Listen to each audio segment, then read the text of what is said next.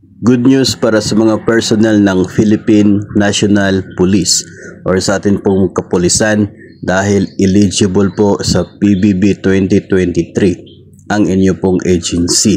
So, nakakuha po ng total na 70 points.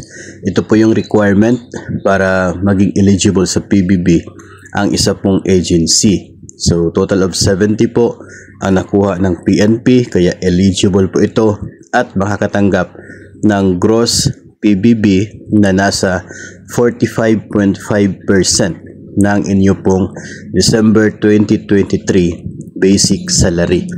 So, para po ito sa taong 2023 na performance-based bonus.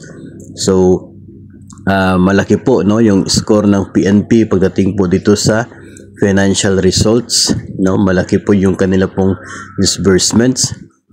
Medyo mababa lang dito sa process results kung saan itong mga substantial improvement in the ease of transaction para po sa kanilang mga external and internal services. Pero regardless po kung mababa yung score sa criteria na yon, ang importante umabot po sa cut-off score para maging eligible sa performance-based bonus. So kasunod po ng eligibility na ito ay ang submission na ng agency na kanila pong listahan ng mga eligible personnel papunta po doon sa PBB Secretariat, at kung walang problema pupunta ito sa DBM para po ma-evaluate muli at mabigyan ng pondo. So abangan na lamang po natin yung pagdating ng Special Allotment Release Order para sa ito pong performance-based bonus for 2023 para po sa kapulisan.